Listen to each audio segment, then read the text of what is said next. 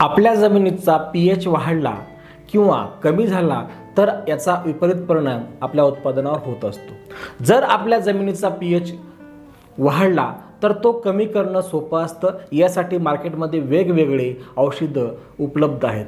काही नैसर्गिक पद्धतीचे आहेत, काही केमिकल पद्धतीचे आहेत, पण पीएच कमी करण्यासाठी वेगवेगळे औषधं मार्केटमध्ये उपलब्ध आहेत। पण आपल्या जमिनीचा जर पीएच कमी झाला असेल आणि तो वाढवायचा असेल, यासाठी नैसर्गिक पद्धतीनं कुठलंच औषध सध्या तरी आपल्याकडे उपलब्ध नाही। मित्रांनो, गुगल सर्च केल्यानंतर, बऱ्याच गोष्टी रिसर्च केल्यानंतर आपल्याला एक असं औषध मिळालं आहे की जे नैसर्गिक पद्धतीचं आहे आणि कुठलाही खर्च त्यासाठी आपल्याला येत नाही। आपल्या शेतामध्ये मुबलक प्रमाणात तो घटक उपलब्ध आहे, फक्त शेतकऱ्याला तो समजावून सांगणं गरजेचं असतं। तो घटक कुठला आहे त्याबद्दलचा आजचा व्हिडिओ आहे, त्यामुळे व्हिडिओ शेवटपर्यंत बघा। चॅनलवर नवीन असाल तर चॅनलला सबस्क्राईब करा। मातीचा पीएच वाढला किंवा कमी झाला तर आपण टाकलेली खते ही तशीच पडून राहतात आणि ते जमिनीमध्ये फिक्स होतात। जमिनीमध्ये फिक्स झालं की त्यामध्ये हवा खेळती राहत नाही, जीवाणूचा काउंट कमी होतो, जमिनीचा सेंद्रिय कर्ब कमी होतो आणि जमीन ही कडक बनते। एकंदरीत सर्व जमिनीचं आरोग्य बिघडलेलं असतं। आता हे जमिनीचं आरोग्य मेंटेन करण्यासाठी पीएच किती असावा लागतो? मातीचा आयडियल पीएच हा 6.5 ते 7.5 असायला पाहिजेत। जर तो 7.5 पेक्षा जास्त वाढला तर त्यासाठी आपल्याला पीएच बॅलन्सरचा वापर केला जातो आणि त्यामुळे पीएच बॅलन्सरमुळे आपला फक्त पीएच कमी होतो, वाढत नाही। वाढवण्यासाठी आपल्याला आज राखेचा वापर केला तर अतिशय झपाट्याने आपला पीएच वाढत असतो। तो कसा करायचा, राखेमध्ये काय नेमकं असतं, राखेचा पीएच वाढवण्यावर कसा परिणाम होतो ते आपण पाहूया। लाकडाची राख यामध्ये आपल्याला वेगवेगळे घटक पाहायला मिळतात। त्यामध्ये पोटॅशियम कार्बोनेट हे 5% असतं, कॅल्शियम कार्बोनेट हे 25% असतं, तर मॅग्नेशियम हे 1% असतं आणि फॉस्फरस हा 2% असतो। यामधील कॅल्शियम कार्बोनेट आणि पोटॅशियम कार्बोनेट हे 2 घटक आपल्या जमिनीचा पीएच वाढवण्यामध्ये मदत करतात, कारण हे जेव्हा आपण जमिनीमध्ये टाकतो तेव्हा जमिनीचा पीएच झपाट्याने वाढतो। कारण जेव्हा आपण राख आणि पाणी एकत्र करतो, मिक्स करतो, तेव्हा या पाण्याचा पीएच जर आपण मोजला तर तो 12+ भरतो, म्हणजे 12 पेक्षा जास्त या राखेच्या द्रावणाचा पीएच भरला असतो। मित्रांनो, जेवढा पाण्याचा पीएच असेल तेवढा जमिनीचा पीएच असतो।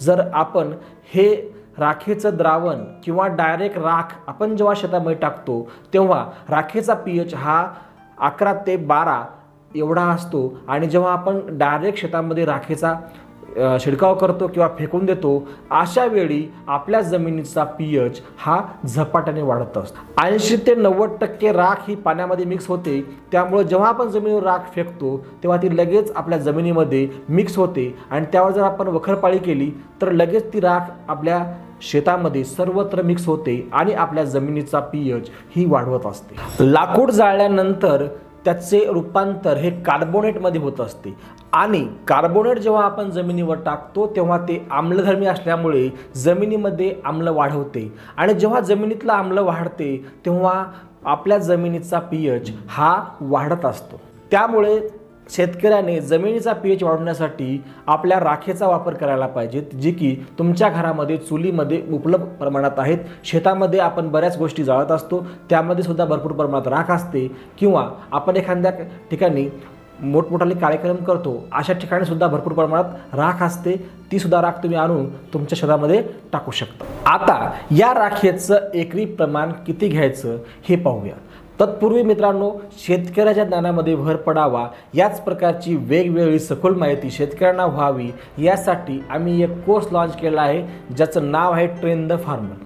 मित्रांनो, या कोर्समध्ये आम्ही खत व्यवस्थापन कसं करावे, कोणते खत कधी टाकावे, कोणत्या खतामध्ये काय असतं, त्याचबरोबर जीवाणू खते आणि रासायनिक खते याचा वापर कसा करावा, जीवाणू खतांचा वापर, जीवाणू म्हणजे काय, कोणते जीवाणू कशासाठी काम करतात, कोणते जीवाणू बुरशीनाशक आहेत, कोणते जीवाणू कीटकनाशक आहेत, कोणते जीवाणू नत्र स्थिर करणारे आहेत, ह्या सर्व जीवाणूचा या कोर्समध्ये सखोल अभ्यास दिलेला आहे. त्याचबरोबर वॉटर मॅनेजमेंट कशी करावी, पाणी कसं द्यावे, वापसा कंडिशन काय असतं, वापसा कंडिशन जास्त वेळ राहावी यासाठी कुठली सिस्टम आपण वापरायला पाहिजे, त्याचबरोबर फवारणी व्यवस्थापन कमीत कमी खर्चामध्ये आपण जास्तीत जास्त कसं उत्पादन घेऊ शकतो, त्याबद्दलचा 6.5 घंट्याचा कोर्स आपण इथे लॉन्च केलेला आहे.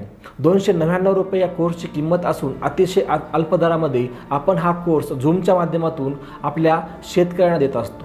ज्या शेतकऱ्याला या कोर्सला जॉईन व्हायचं त्यांनी खाली दिलेल्या नंबरवर हाय करा, मी त्यांना डिटेल पाठवेल.